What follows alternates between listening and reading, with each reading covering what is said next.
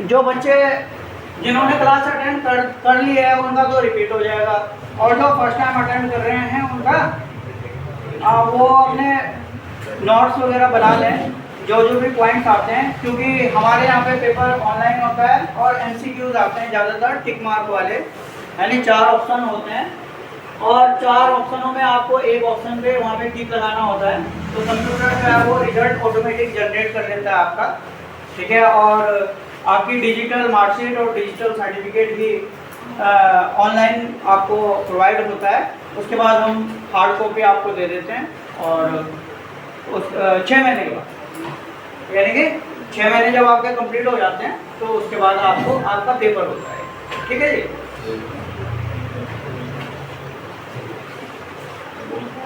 तो इसलिए सैटरडे को थ्योरी की क्लास रखी गई है ताकि सब जितने भी बच्चे हों वो सारे ऑनलाइन पेपर इजीली दे पाएँ।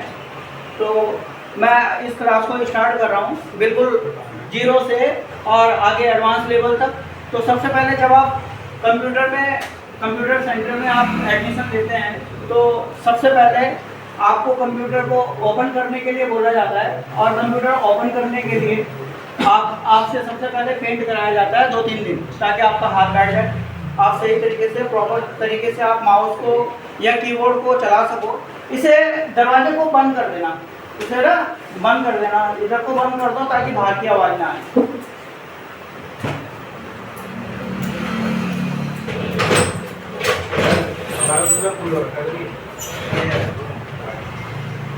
हाँ कोई नहीं, जिसका जितना और का कोई दिक्कत नहीं है। अटेंडेंस देख लेना भाई अपनी, मैंने वैसे प्रेजेंट लगा रखी है तुम लोगों की।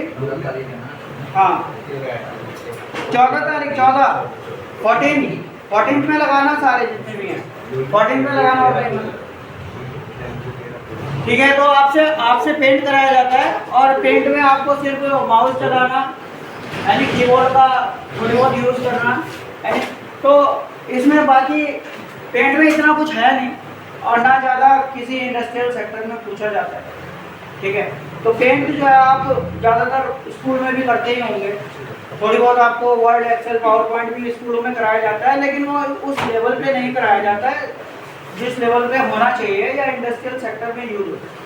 हमारे पास जितना भी जो डाटा है वो सारे जितने इंडस्ट्रियल सेक्टर में जो यूज होता है उसी के बेसिस पे बनाया गया है, और उसी के बेसिस पे फॉर्मूलाज को तैयार किया गया है, ताकि बच्चे जो है किसी इंडस्ट्रियल सेक्टर में जाके या प्राइवेट जॉब या गवर्नमेंट जॉब में जाके उनको किसी तरीके की कोई भी प्रॉब्लम क्रिएट ना हो, ठीक है जी। तो पेंट में सबसे पहले हम जब पेंट करते हैं तो पेंट में हम किसी भी ऑब्जेक्ट को बनाते हैं, लेकिन उस ऑब्जेक्ट को हम सेव करते हैं, और सेव करने के लिए जो कमांड होती है वो होती है Ctrl+S।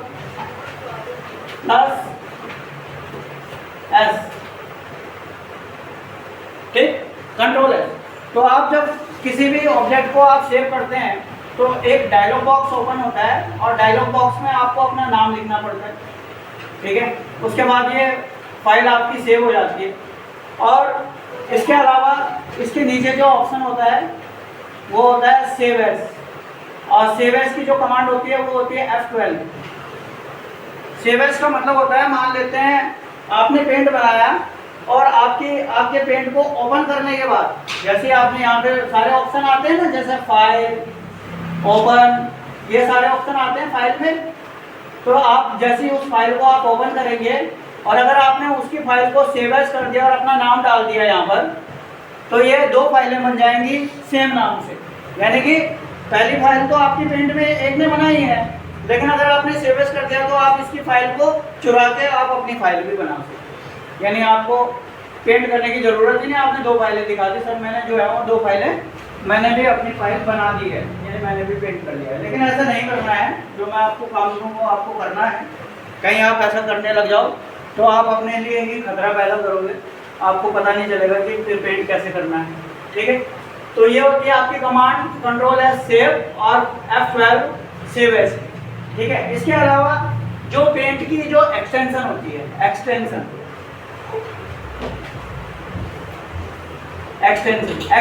का मतलब होता है जो फाइल जहां पर जमा होती है। मतलब जो फाइल जहां पर जमा होने का मतलब क्या है, जो फाइल जहां पर जमा होती है, यानी कि जो पेंट की जो फाइल होती है ना, वो किसी कंप्यूटर की हार्ड डिस्क में जब आप सेव करते हो ना, तो कंप्यूटर की हार्ड डिस्क में जो है वो जमा हो जाता है। अब हमारा कंप्यूटर सिर्फ इस हार्ड डिस्क में क्या करता है, फाइल को 0 और 1 की फॉर्म में सबमिट करता है।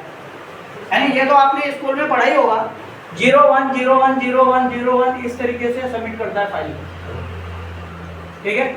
और 0 का मतलब क्या होता है और 1 का मतलब क्या होता है। 0 का मतलब होता है ऑफ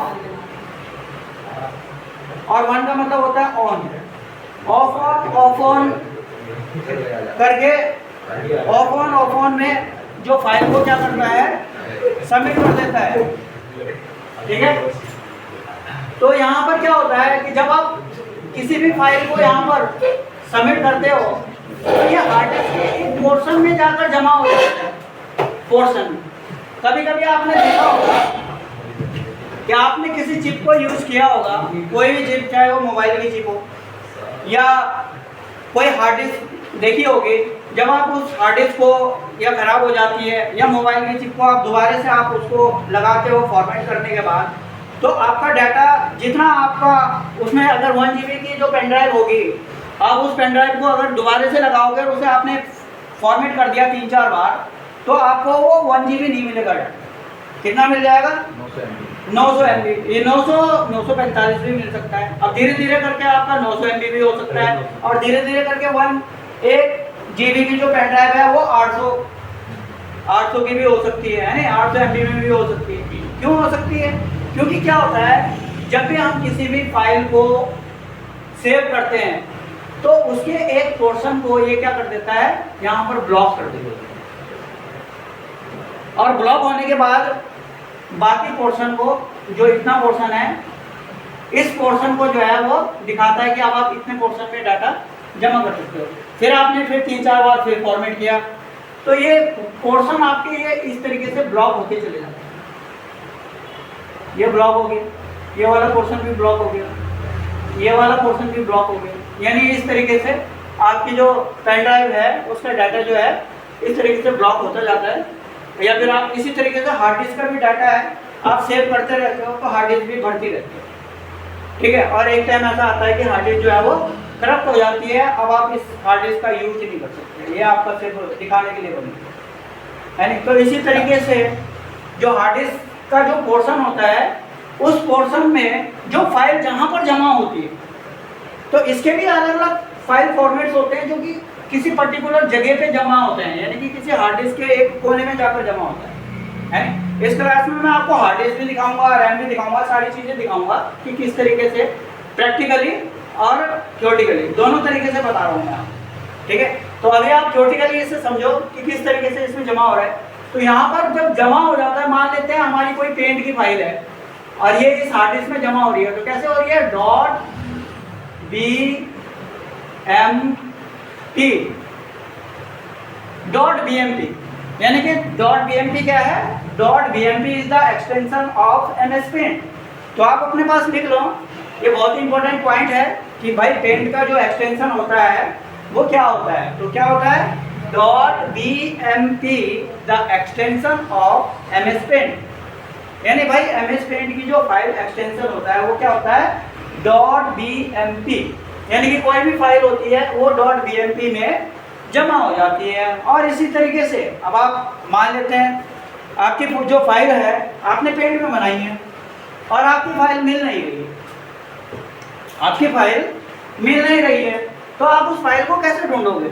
हो सकता है आप ओपन करने के बाद भी आपकी फाइल नहीं मिलती है, तो आप माई पीसी को ओपन करेंगे। अब माई पीसी यानी माई कंप्यूटर, तो आप जब अपने कंप्यूटर को ओपन करते हो तो आप यहाँ पर सर्च बॉक्स में जाते हो, तो यहाँ पर आपने सर्च बॉक्स में लिखा माई पीसी, तो माई कंप्यूटर या फिर यहाँ पे माई कंप्यूटर का एक ऑप्शन भी इस तरीके से बना होता है। आप यहाँ पे क्लिक करेंगे, क्लिक करने के बाद आप सीधे जाएंगे डॉक्यूमेंट्स में, डॉक्यूमेंट में जैसे ही आप जाएंगे, डॉक्यूमेंट्स में जाने के बाद यहाँ पर सर्च बॉक्स होता है और सर्च बॉक्स में आप अपना नाम लिख दीजिए, जिस नाम से आपने सेव करा हो वो नाम जैसे आप लिखेंगे यानी वो फाइल आपकी यहाँ पर आ जाएगी माई डॉक्यूमेंट। दूसरा, अगर आपने कुछ भी नहीं करा और माय डॉक्यूमेंट्स में जाके सर्च बॉक्स में आपने सर्च ऑल कर दिया, तो जितनी भी फाइलें बीएमपी में बनी होंगी यानी पेंट में बनी होंगी, वो सारी फाइलें एक साथ आ जाएंगी। आप अपनी फाइल को वहाँ से सेग्रीगेट कर सकते हो, सॉर्ट आउट कर सकते हो और वहाँ से आप उसे ओपन कर सकते हो। ठीक है, तो ये तो था पेंट का। पेंट में एक चीज़ और बताना चाहूँगा कि पेंट में हमने ऑनलाइन फॉर्म वगैरह भी फिल करते हैं, तो बहुत बार बच्चों को ऑनलाइन फॉर्म भी फिल करने पड़ते हैं, जैसे पटवारी के फॉर्म आ रखे थे या और बहुत सारे फॉर्म जो गवर्नमेंट के द्वारा निकाले जाते हैं। तो वहाँ पर आपको क्या करना पड़ता है, वहाँ पर आप फॉर्म तो फिल कर लेते हो, लेकिन आपको प्रॉब्लम आती है फ़ोटो डालना या फिर अपने डॉक्यूमेंट्स वगैरह अपलोड करना। किसी भी साइट पे अपने डॉक्यूमेंट्स को अपलोड करने के लिए आपको जो अपनी जो फ़ोटोज़ होती हैं या आपके डॉक्यूमेंट्स होते हैं जो आप मोबाइल से भेजते हो, तो आप बिल्कुल उसी रूप में आप वो अपलोड नहीं कर सकते। आपने देखा होगा, अगर एसएस कंप्यूटर की वेबसाइट की बात करें तो आप अगर उसमें भी अपने फ़ोटो या डॉक्यूमेंट्स वगैरह अपलोड करोगे तो आप नहीं कर पाओगे। क्यों नहीं कर पाओगे? क्योंकि वहाँ पर मांगा जाता है कि भाई ये इतने केबी से कम ना हो, या फिर ऐसा होता है गवर्नमेंट फॉर्मों में भी, जब भी आप गवर्नमेंट फॉर्म में किसी फॉर्म को फिल करते हो तो वहाँ पर भी फ़ोटो का ऑप्शन होता है, भाई फ़ोटो जो है आपका 5 केबी या 2 केबी से कम ना हो। तो वो करने के लिए आप क्या करते हैं, तो उसके लिए भी हमें पेंट का यूज़ किया जाता है। जिन बच्चों ने नहीं किया हो तो वो मेरे से पूछ लें कि सर हमारे पास ये फ़ोटो है और फ़ोटो को किस तरीके से आप केबी में कन्वर्ट करना है। ठीक, तो पेंट में एक ऑप्शन आता है, जब आप पेंट को ओपन करते हो तो पेंट में एक ऑप्शन आता है, आपने देखा होगा कि यहाँ पर क्रॉप का भी ऑप्शन आता है। क्रॉप का मतलब होता है आपने जो फाइल को ओपन किया उसको आप छोटा कर सको। दूसरा, क्रॉप करने से ही काम नहीं चलेगा, इसको हमें किसी उसमें फॉर्म के लिए उसे जेपीजी में भी कन्वर्ट करना पड़ेगा, या फिर हो सकता है कि कोई एचडी फॉर्मेट में मांग रहा हो या कोई पीएनजी फॉर्मेट में मांग रहा हो, है, या हो सकता है पीएचडी फॉर्मेट में मांग रहा हो। तो अलग अलग फाइल फॉर्मेट के हिसाब से आप इसे क्रॉप करेंगे और क्रॉप करने के बाद यहाँ पर आपका एक ऑप्शन आता है रीसाइज। कहाँ आता है? ये पेंट में आता है। ये कहाँ आता है? पेंट में आता है। आप पेंट खोलेंगे तो वहाँ पर रीसाइज का ऑप्शन अवेलेबल है, आप उस ऑप्शन को ओपन कर सकते हो। अब ये यहाँ पर बोलेगा कि भाई यहाँ पर ये हॉरिजॉन्टल कितना चाहिए और वर्टिकल कितनी चाहिए, यानी कितनी लेंथ चाहिए। तो आप यहाँ पर लेंथ को, जब आप किसी फाइल को लेते हैं, अब किसी फाइल को भाई लेना है तो लेंगे कैसे? आप इस फाइल को, जब हम कोई फ़ोटो है हमारी, तो फ़ोटो को आप मोबाइल से, आप वेब व्हाट्सएप के थ्रू आप अपने लैपटॉप को ओपन करें और वेब व्हाट्सएप अपने पास डाउनलोड कर सकते हैं, या फिर डायरेक्ट वेब व्हाट्सएप पे जाएं और वहाँ से आपके जो व्हाट्सएप से आपने जो फॉर्मेट भेजे होंगे वो फॉर्मेट्स वहाँ से आपका व्हाट्सएप आ जाएगा स्कैन करने के बाद, और आप उस व्हाट्सएप से आप वहाँ से अपनी फाइलों को ड्रैग एंड ड्रॉप कर दें। किस पे? डेस्कटॉप। और डेस्कटॉप पे जैसे ही आपकी फाइल आ जाती है, चाहे वो डॉक्यूमेंट्स हो या आपकी फ़ोटोज़ हों, उनको क्या करना है? उनको डायरेक्ट नहीं खोलना है आपको। अगर आप डायरेक्ट खोलेंगे तो ये आपका सीधे ये फ़ोटो उसमें खुल जाएगा, यानी कि आप उससे कुछ नहीं कर सकते, उसे एडिट भी नहीं कर सकते, आपको कुछ नहीं करना है। यहाँ पर आपको क्या करना है? Right click. क्या करना है? राइट क्लिक ऑन फोटो या कोई भी चीज़ है, यानी मैं तो फोटो लिख रहा हूँ, आप फोटो, डॉक्यूमेंट, कुछ भी। जैसे आप यहाँ पर राइट क्लिक करेंगे, राइट क्लिक करने के बाद आपसे ये पूछेगा राइट क्लिक करते ही ओपन विद, यानी कि किसके साथ हमें इस फाइल को खोलना है। अब आपके पास ऑप्शन आएगा open with paint, open with MS Word, open with Excel, open with Photoshop, open with Corel draw, यानी कि जो भी आपके पास सॉफ्टवेयर अवेलेबल हैं आपके कंप्यूटर में, वो यहाँ से ओपन विद का ऑप्शन दिखाता है। ठीक, अब आप यहाँ से ओपन विद आपने यहाँ पे लिख दिया, आपने यहाँ पे लिखना नहीं है, सिलेक्ट करना है पेंट। पेंट। तो जो आपकी जो फाइल होगी वो कहाँ पर जाके खुलेगी, पेंट में जाके। अब आपकी जो फोटो है वो कहाँ पर आ चुकी है, पेंट में आ गई है। अब पेंट में आ गया, अब आप इजीली वर्क कर सकते हो ना, अपनी फाइल को क्रॉप कर सकते हो। अब पेंट में आपकी फाइल आ चुकी है, यानी कि फाइल यहाँ पे। अब जब फाइल आपकी यहाँ पे आ गई तो अब आप यहाँ से इसे क्रॉप कर दें। सिलेक्ट करने के बाद आप इसे रीसाइज कर सकते हैं। यहाँ पे आप साइज डाल सकते हैं, मान लेते हैं इसकी लेंथ 100, इसकी 80, इस तरीके से डाल सकते हैं, यानी हॉरिजॉन्टल और वर्टिकल। उसके बाद आपको ने क्या करना है, उसके बाद आपको करना है क्या, सेव एज। Save as. अब सेव एज में आपके पास ऑप्शन दिखाएगा कि आप सेव एज कहाँ करना चाहते हो। तो सेव एज कहाँ कर सकते हैं आप चाहते हो कि आप मेरी जो फाइल है वो डेस्कटॉप पे आ जाए, तो आप यहाँ पे कर देंगे सेव एज डेस्कटॉप। डेस्कटॉप पे सिलेक्ट कर दिया आपने डेस्कटॉप, और डेस्कटॉप पे जैसे सिलेक्ट किया तो अब आपसे पूछेगा आपका नाम और फाइल फॉर्मेट। अब आपने यहाँ पर अपना नाम डाल दिया, और नाम डालने के बाद यहाँ पे फाइल फॉर्मेट क्या होगा, जेपीजी। File format JPG. और जैसे आपने यहाँ पे नाम डाला और फाइल फॉर्मेट डाला जेपीजी, और उसके बाद आप क्या करेंगे, उसके बाद लिख देंगे ओके। और जैसे आपने ओके कर दिया, आपकी फाइल केबी में कन्वर्ट हो चुकी है, और अब आपकी फाइल जो है वो डेस्कटॉप पे आ चुकी है। यानी कि अब आप अपनी फाइल को इजीली अपलोड कर सकते हो, चाहे वो आपकी फाइल हो, आपके डॉक्यूमेंट्स हो, आपकी फोटोज हो, कुछ भी, एनीथिंग, कोई भी चीज़। आप यहाँ से अब किसी भी वेबसाइट पे आपकी फ़ोटो रेडी हो चुकी है वेबसाइट पे अपलोड होने के लिए। अब आप वेबसाइट को ओपन करें, और जहाँ पर आपसे मांगा गया है, जहाँ पे रिक्वायर है फ़ोटो की या डॉक्यूमेंट्स की या सिग्नेचर की, वहाँ पर आप उसको अपलोड कर दें।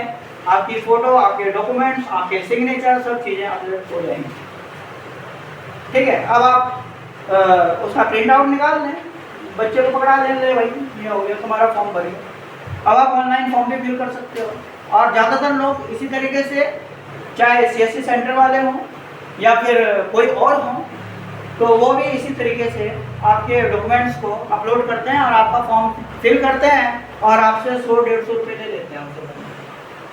ठीक है। तो ये काम आप खुद ही कर सकते हैं। ठीक। तो मैंने आपको पेंट में एक चीज़ बताई यार कि आप किस तरीके से काम कर सकते हो। तो ये तो थी भाई पेंट की बात, इतना कराया मैंने आपको पेंट में। ठीक। और जिनको नहीं कराया वो पूछ लें कि सर आपने ये बताया था थ्योरी की क्लास में, और ये चीज़ आपने स्किप कर दी, आप टाइपिंग पे लेके आ गए हमें, तो सर हमें पीछे का ये बता दीजिए कि कैसे कैसे करना है।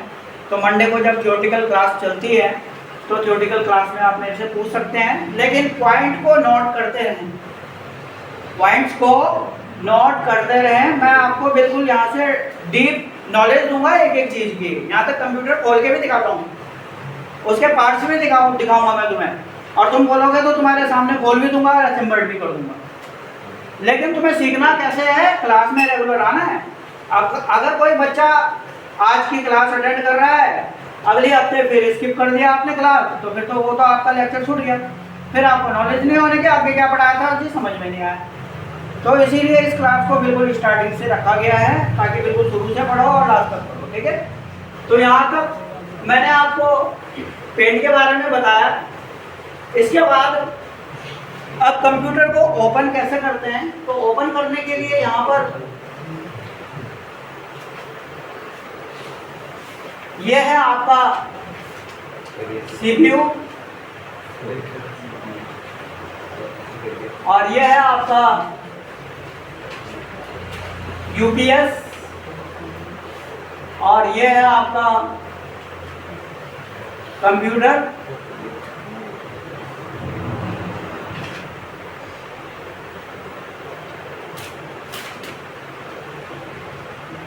ठीक। तो यह है CPU में ये बटन है, और इसमें भी 2 बटन, और ये है आपका डेस्कटॉप जिसमें आप काम करते हैं। ठीक।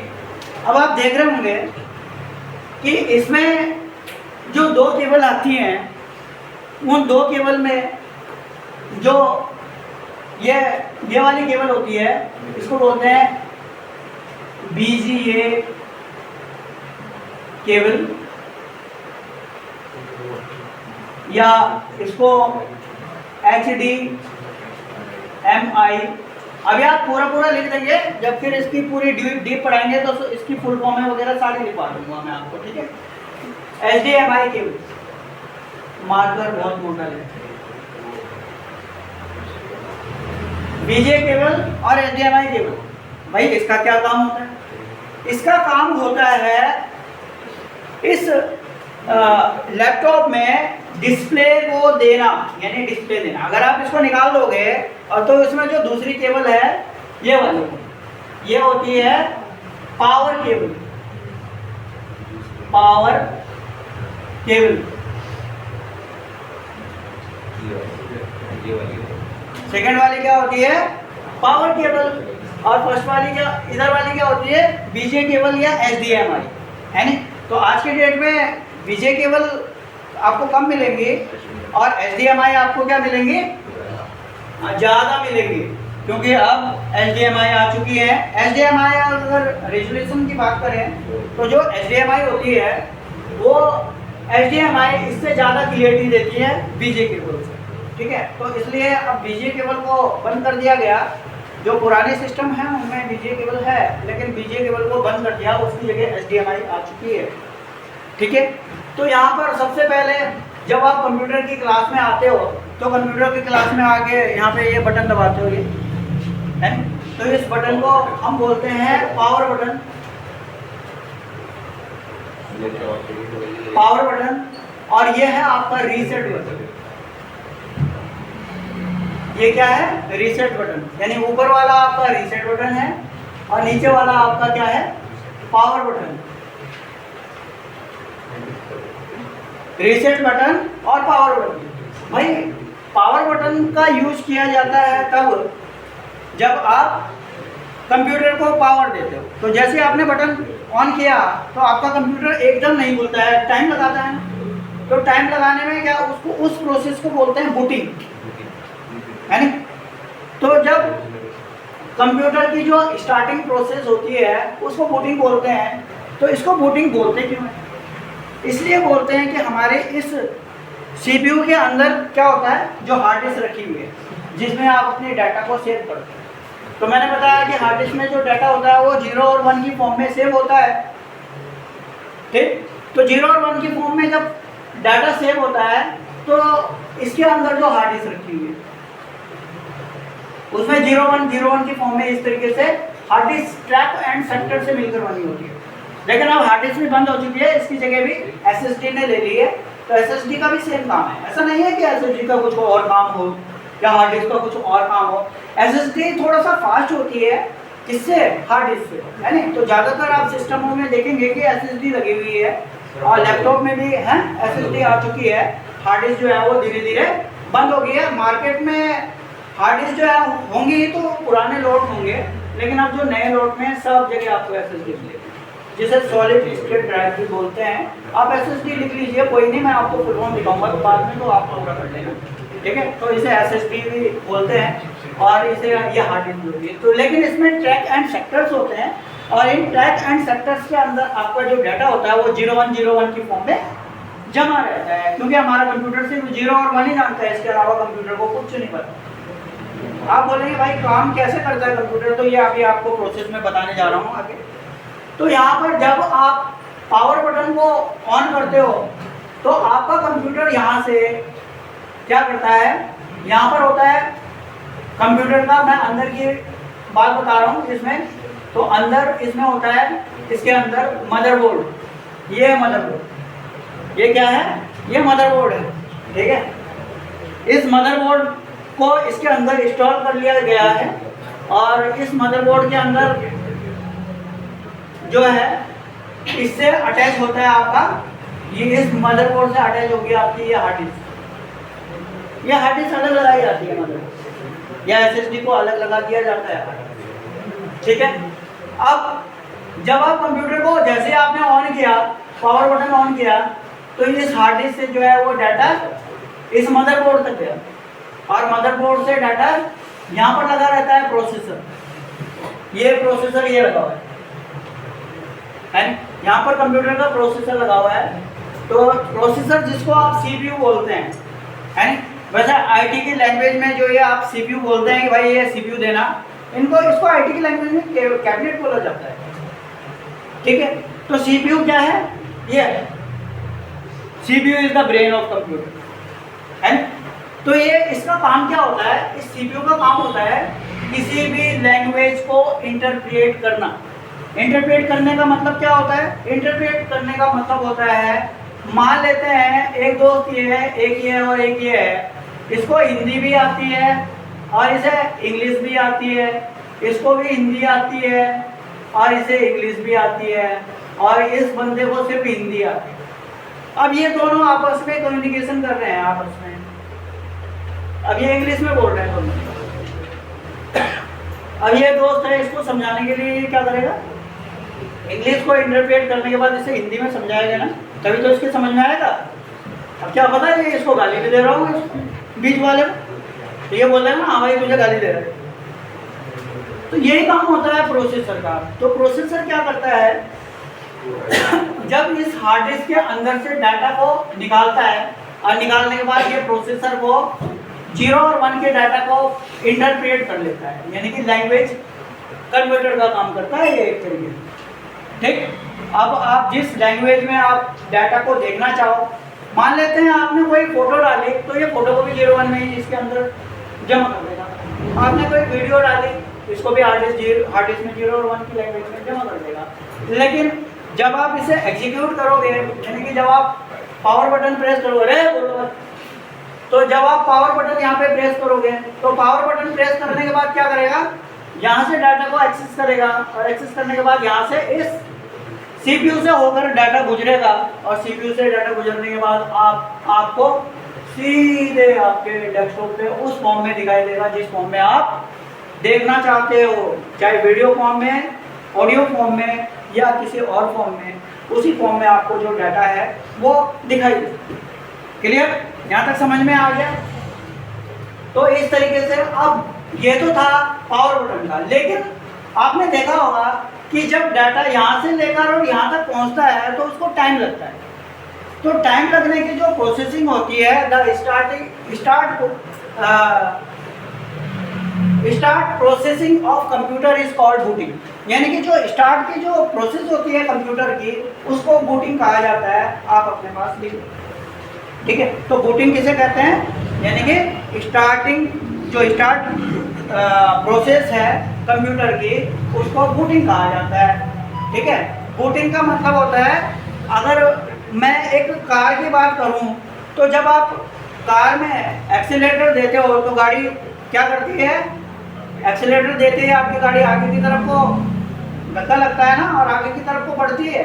तो इसी तरीके से आपने जब यहाँ पर पावर बटन को प्रेस किया, और पावर बटन को प्रेस करने के बाद आपके जो यहाँ पर ये इस हार्ड डिस्क के अंदर जो डाटा होता है वो आगे की तरफ को भागता है, और प्रोसेसर उसे इंटरप्रेट करने के बाद उसे डिस्प्ले करा देता है सीधे आपके सिस्टम मॉनिटर पे, और आपको वो डाटा दिखाई देता है, ठीक। लेकिन कभी कभी क्या होता है, इसी तरीके से, चलिए कोई नहीं, पहले मैं रीसेट बता दूँ। रीसेट बटन, इसके ऊपर इसके जस्ट बराबर में आपका रीसेट बटन है कंप्यूटर का, कैबिनेट के बराबर में। रीसेट बटन का यूज तब किया जाता है, मान लेते हैं आपका कंप्यूटर, आपने कंप्यूटर को ऑन किया, कभी कभी क्या होता है कि सॉफ्टवेयर कहीं कोई एंटीवायरस आपने डाल रखा हो, ये तो कभी कभी एंटीवायरस जो है आपके, जो आपने कोई ऐसी फाइल डाली हो जिसमें कि वायरस आ गया है, या आप नेट पे काम कर रहे हो तब वायरस का इफेक्ट हो गया और उसको डिटेक्ट नहीं कर पा रहा है एंटीवायरस, तो वो वायरस क्या कर देता है,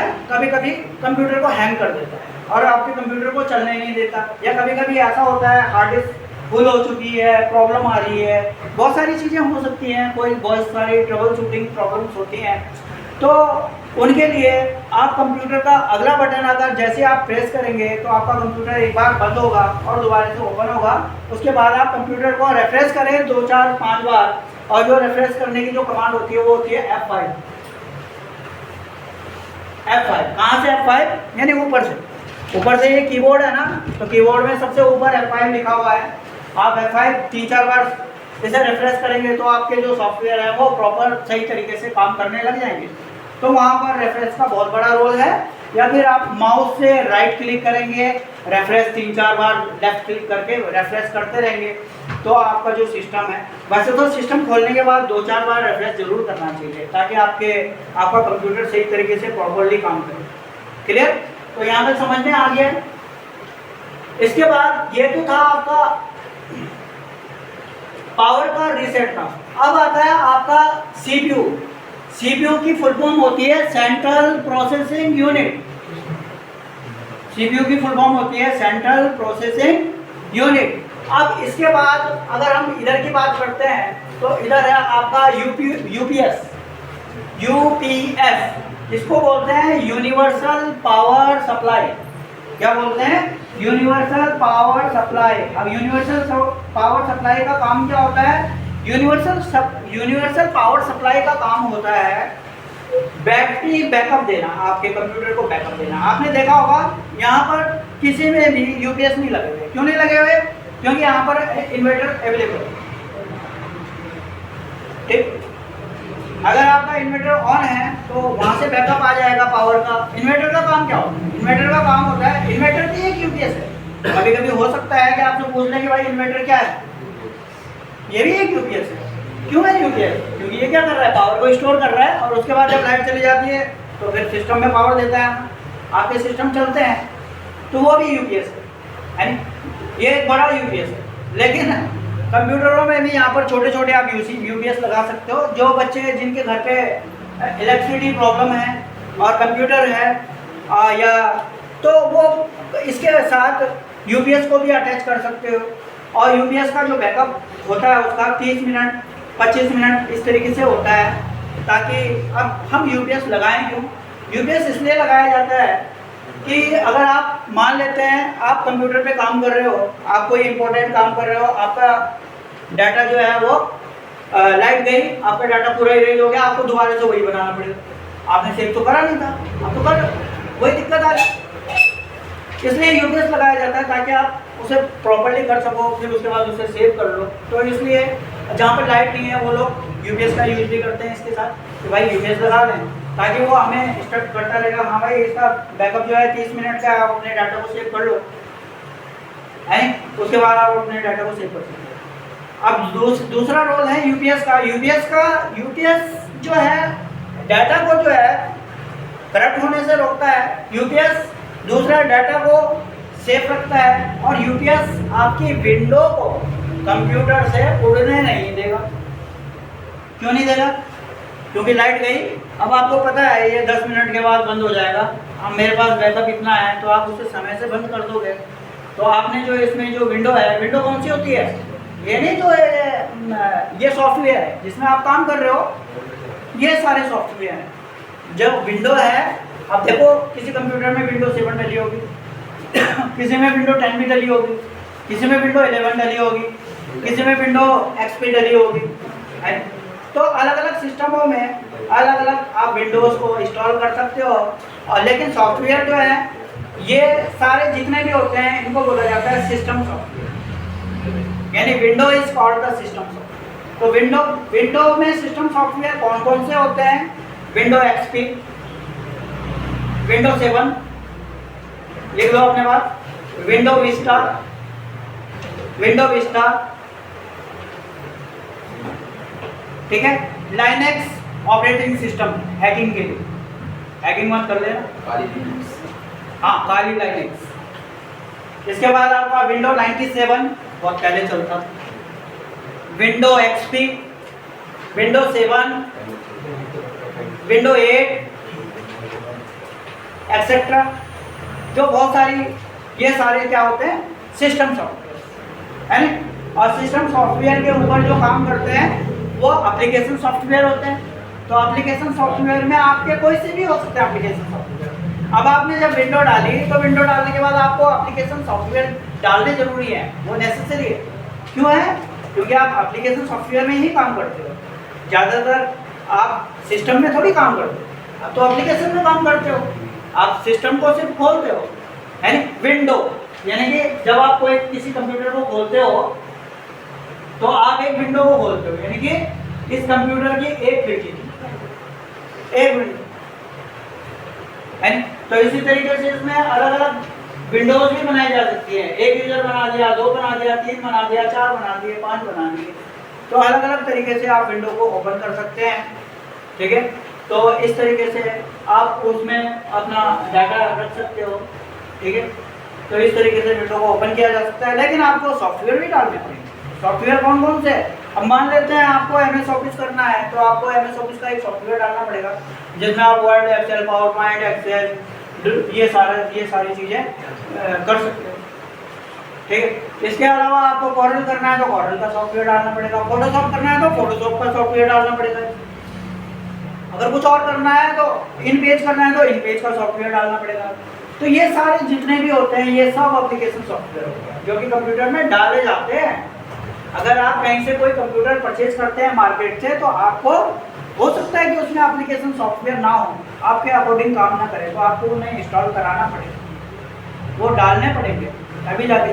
वो तो आपको नॉर्मल एक विंडो दे देंगे, लो भाई अब बताइए आपको कौन कौन सी एप्लीकेशन चाहिए, किस पे काम करना है। तो इस तरीके से ये सारे जितने भी होते हैं ये एप्लीकेशन सॉफ्टवेयर होते हैं, ठीक है। तो यूपीएस का काम यही है, ठीक। इसके बाद अगर हम कंप्यूटर के अंदर की बात करते हैं तो अंदर कंप्यूटर के अंदर में ये आपका मदरबोर्ड दिखाई दे रहा है। तो मदरबोर्ड में यहाँ पर ये वाला स्लॉट है, इसको बोलते हैं रैम स्लॉट। रैम स्लॉट इसमें क्या लगती है? इसमें रैम लगती है। रैम को बोलते हैं random access memory. Random access memory is the temporary memory of computer, यानी कि कंप्यूटर की टेम्पररी मेमोरी जो होती है उसे हम रैंडम एक्सेस मेमोरी कहते हैं। जब आप कंप्यूटर को ऑन करते हो और जब आप कंप्यूटर पे काम करते हो तब आप रैम में ही काम कर रहे होते हैं। रैम क्या? RAM is called the primary memory of computer, और रैम का मेन काम है रैम होल्ड योर डाटा। कब तक? जब तक आप काम कर रहे हो तभी तक। रैम का काम होता है आपके डाटा को पकड़ के रखना। आपने सिस्टम को खोला, आपने एप्लीकेशन खोली और आपने उस एप्लीकेशन में काम किया, आपने सेव नहीं किया उसे, आप सिर्फ काम कर रहे हो। अगर लाइट चली गई तो आपका डाटा गया। तो रैम का जो मेन काम होता है वो होल्ड करना होता है, डाटा को पकड़ के रखना। इसीलिए इसे टेम्पररी मेमोरी, प्राइमरी मेमोरी और रैंडम एक्सेस मेमोरी कहते हैं। तो इसके आप अपने पास लिख लो, इसको बोलते क्या क्या हैं? Temporary memory, primary memory, random access memory, और इसीलिए ये इसको बोलते हैं रैम, यानी कि रैंडम एक्सेस मेमोरी। और ये इसमें अगर हम रैम की बात करते हैं तो इस तरीके की होती है, मैं दिखा दूंगा जब कंप्यूटर की वो करेंगे। और इसमें ये इस तरीके से खांचे बने होते हैं, ठीक। और इसमें ये छोटे छोटे चिप लगे हुई हैं, इसे मेमोरी कार्ड बोलते हैं। और ये बनी होती हैं सिलिकॉन की।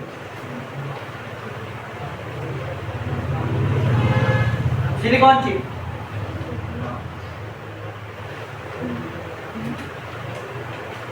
सिलिकॉन चिप बनी होती हैं और ये डाटा को होल्ड करने का काम करती है। लेकिन इसके दूसरे, इसको मैंने हार्ड डिस्क बताया, तो हार्ड डिस्क क्या है? Hard disk is the secondary memory of computer. तो जो आपकी जो हार्ड डिस्क होती है वो कंप्यूटर की सेकेंडरी मेमोरी होती है। और हार्ड डिस्क क्या करती है? किसी भी डाटा को परमानेंटली स्टोर कर देती है, यानी कि जमा कर देती है। कैसे करती है? अभी मैंने बताया, 0 और 1 की फॉर्म में जमा कर देती है। और जमा करने के बाद यहाँ से डाटा को एग्जीक्यूट करती है, निकालती है, उसके बाद आपको डिस्प्ले कराती है। तो इसीलिए इसको कंप्यूटर की सेकेंडरी मेमोरी भी बोलते हैं, कंप्यूटर की इसे परमानेंट मेमोरी भी बोलते हैं, और इसको बोला जाता है रोम, ROM, रोम। रोम का मतलब होता है read only memory. Read only memory is the secondary memory of computer. It's a permanent memory of computer, है ना। It save your data permanently. ठीक, तो यहाँ पर और डाटा को ये ट्रैक एंड सेक्टर के अंदर जमा कर देती है, चाहे वो आपका हार्ड डिस्क हो या SSD हो, दोनों का काम एक ही। ठीक है, क्लियर? तो यहाँ तक का कंसेप्ट आपका क्लियर हो चुका होगा। मैं हटा दूं इसको, कर लिया तुमने।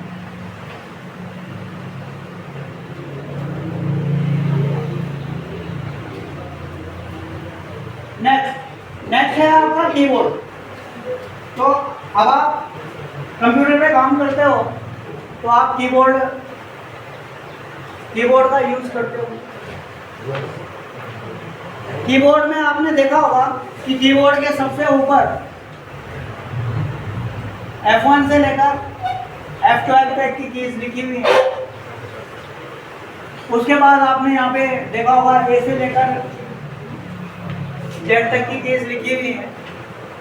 इसके बाद नीचे आपके स्पेस बार यानी एस्केप, ESC, बैक स्पेस यानी बहुत सारी चीजें हैं, बैक स्पेस,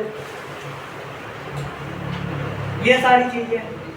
उसके बाद यहाँ पर देखा होगा यहाँ पे नंबर्स की हैं 1 से लेकर 0 तक की, और नंबर्स की आपके ऊपर भी है यहाँ पे 0 से 1 कर देते हैं, 0 से 1 से 0 है, फिर 10 ये बनेगा 1 से लेकर 0 तक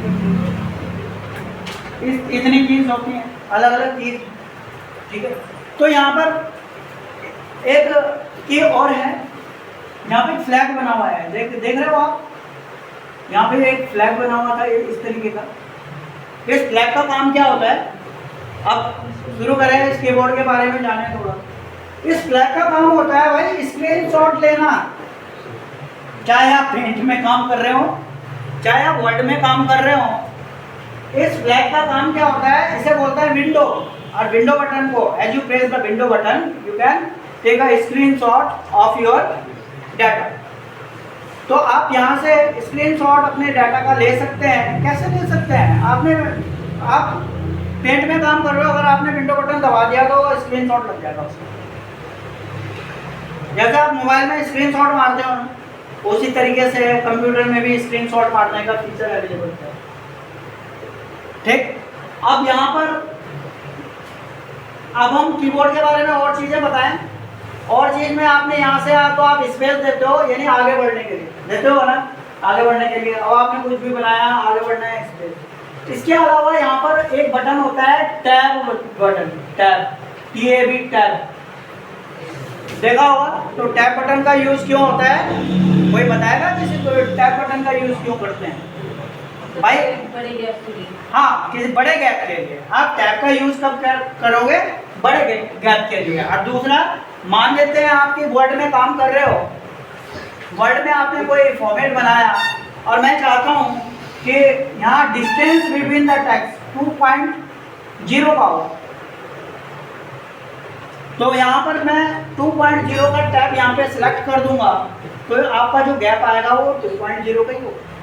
अगर मैं 1.0 का यहाँ पे गैप रखूँ तो यहाँ पे बिटवीन द टेक्स्ट आपका 1.0 का ही गैप आएगा। ठीक है, तो बिटवीन द टेक्स्ट आप गैप आप टैब से भी प्रेस कर सकते हो या टैब की सेटिंग से भी कर सकते हो आप गैप को कम। तो जिस हिसाब से आप टैब सेटिंग करेंगे उसके हिसाब से आपका गैप आएगा। तो ये कब यूज होता है, ये बहुत जगह ऑफिसों में भी यूज होता है। मान लेते हैं आपने इतना डाटा लिखना है और मैं ये चाहता हूँ कि मैं ये वाली लाइन में छोड़ दूँ और मेरा डाटा जो है यहाँ से फिर मैं इतना ही लिखूँ और ये इतना ही लिखूँ। आपने देखा होगा जनरली मोस्टली न्यूज़पेपर, आप जब राइटिंग करते हैं किसी न्यूज़पेपर को लिखते हैं तो उसे कैसे लिखते हैं, पहले तो उसे लिखेंगे है ना, ये है। तो वहाँ पर भी आप टैब का इसी तरीके से यूज़ करते हैं, टैब की सेटिंग करते हैं। तो पूछा भी जाता है बहुत जगह कि भाई टैब की कैसे सेटिंग होती है और आप किस तरीके से टैब को सेट करने के बाद आप अपने डाटा को लिखेंगे। तो आपको इतना लिखना है, फिर उसके बाद इतना लिखना है, फिर इतना लिखना है। तो इस तरीके से आप न्यूज़पेपर का डाटा भी अलग अलग तरीके से आप बना सकते हैं। तो वहाँ पर टैब का यूज़ किया। अब आता है आपका इसके बाद की इन जितनी भी कीज होती हैं, तो मैं इसको एक नाम बता देता हूँ, इसको बोलते हैं स्पेशल की। स्पेशल कीज, ये सारी स्पेशल। अब इसके बाद की ASDFG, LKJH, ZXCB, MNB, QRW, POIUI, ये जितनी भी कीज होती हैं आपने देखी होंगी, इनको बोलते हैं अल्फा बेटिकल कीज, अल्फाबेटिकल कीज या अल्फा न्यूमेरिकल, अल्फाबेटिकल ही है, न्यूमेरिकल तो नंबर्स में आते, अल्फाबेटिकल कीज। ठीक, इसके बाद आपके जो 1 से लेकर 0 तक, यानी आपने देखा होगा 1 2 3 4 5 6 7 8 9 0, इसमें प्लस माइनस सब कुछ है, मल्टीप्लाई आगे एक्सेल करेंगे तो उसमें आपको सब कुछ मिलेगा। ये जितनी भी कीज होती है इसको बोलते हैं न्यूमेरिकल्स की या नंबर्स की।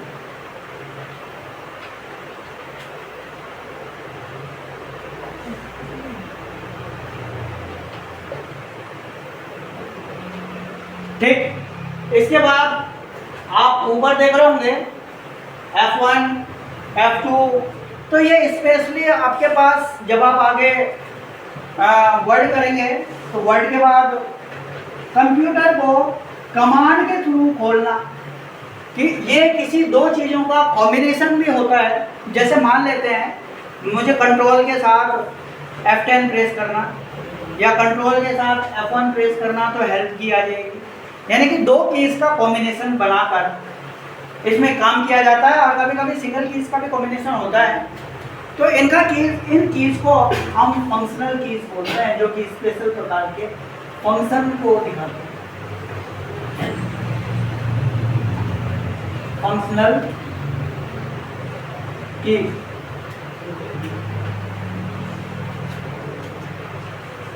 ठीक, तो ये आ गया आपका फंक्शनल कीज, ये आ गया आपके न्यूमेरिकल कीज, ये अल्फाबेटिकल कीज और ये है आपकी स्पेशल कीज। तो मैंने आपको आज इन चीज़ों के बारे में बताया, तो आई होप आपके समझ में आ गया होगा।